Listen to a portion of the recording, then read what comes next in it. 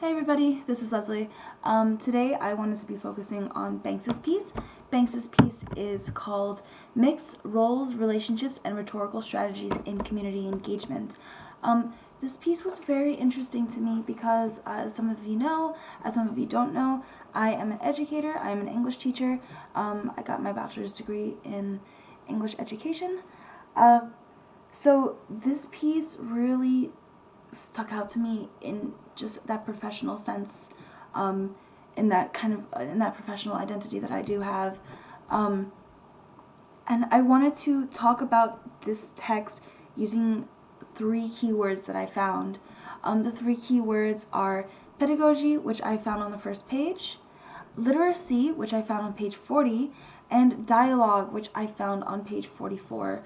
I found these three words to be very important for one another, and in turn to be very important for the text.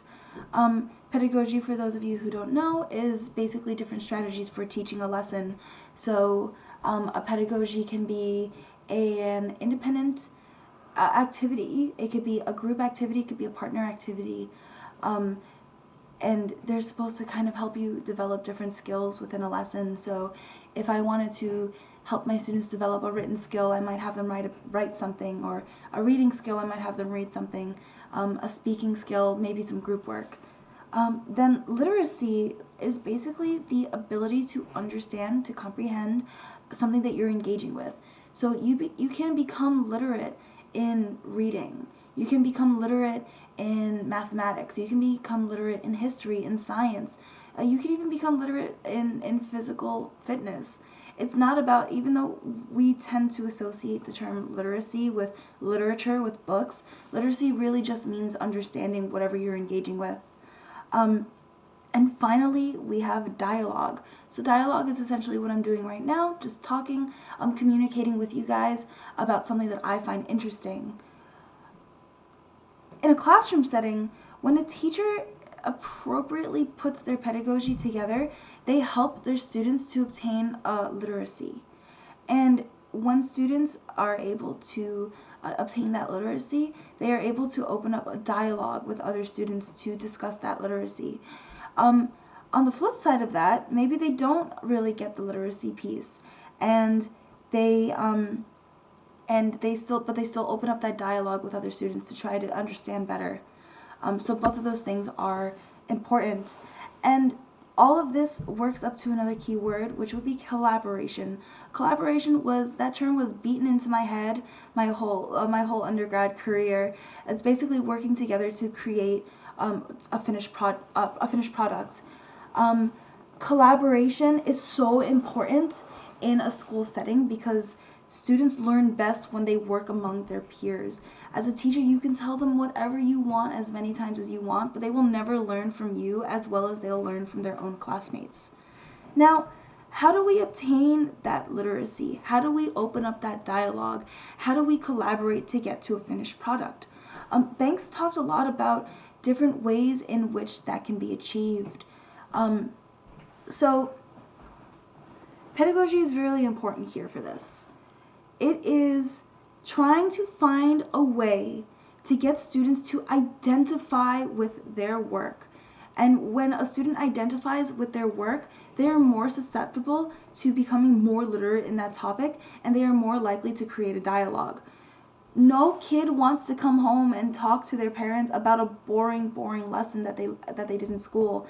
But all kids would love to tell their parents about how they did a fun group project for a lesson, or they got to get up and write things on the board because they were working with a fun classroom, a fun class with their group mates, etc.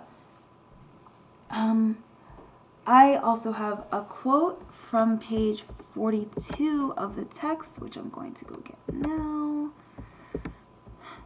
Okay, so as teachers and scholars with a certain outlook on the world, we have a sense of what kind of work is important, what issues we care about, and our implicit or explicit theories of what literacy work can or should do. Now, I found this really, really, really interesting. When I was an undergrad, I read a piece and I can't remember what it was called. I can't remember who wrote it, unfortunately. But it spoke about when you put a cap on knowledge, when you decide this is it, I can't learn anymore, that's when you become out of touch with the world. So a lot of teachers, it is so common for teachers to get into that one mindset of, okay, this is what worked best for the last couple of years, or this is what I believe is important to teach. This is the way that I think is the best way to teach something. But that's not always the best for the students. We always have to think about what's best for our students. When I was student teaching last semester, I was really, really trying to get my kids to learn how to translate Shakespearean plays from Old English into modern English. I know, it sounds really boring. And it was. I'm a nerd. I thought that stuff was invigorating. I love that stuff. But when I showed it to a bunch of 14-year-olds, they were appalled. They hated having to translate from something that they don't understand into something that they maybe understand. And the grades in that class were dropping during those couple of lessons. But when I opened up to their opinions and to what they would like to do and how they would like to learn Shakespeare, I ended up getting really, really good stuff from them. I was getting good homework, I was getting good participation in class, and best thing, I was getting great test scores from them. All because I was able to give them something that they were able to relate to. I was able to give them something that they could say, I'll take this piece and I identify with it. They were able to create an identity within the work that I gave them.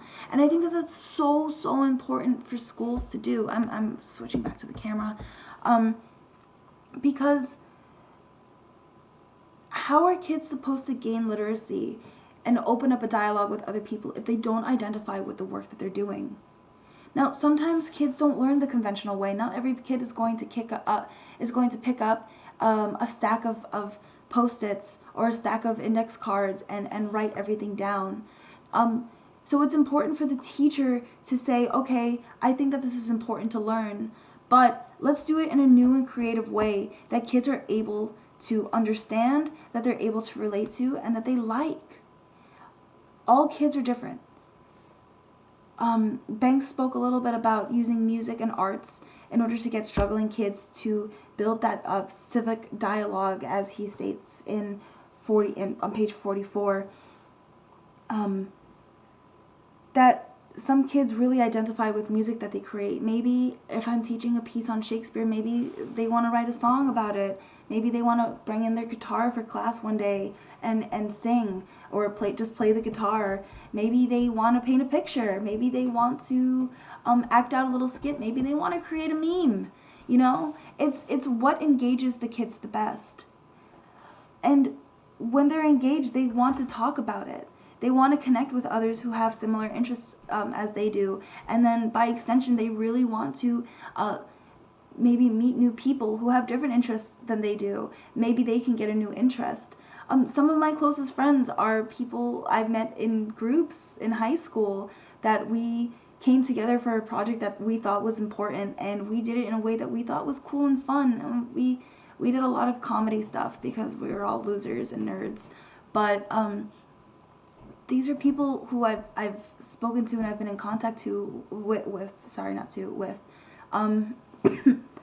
for 6 years, 7 years now, who are still close friends of mine, all because of a project, all because we had that one little interest that one time in a classroom, all because my teacher thought that it would be great for us to be able to identify with what we work with. And that dialogue and that literacy can open us up on a digital scale too. When kids come together to collaborate, they do it in different mediums. Maybe they come up with a group chat and they talk about something that they didn't understand in school. Now, please excuse me, I'm getting over a cold.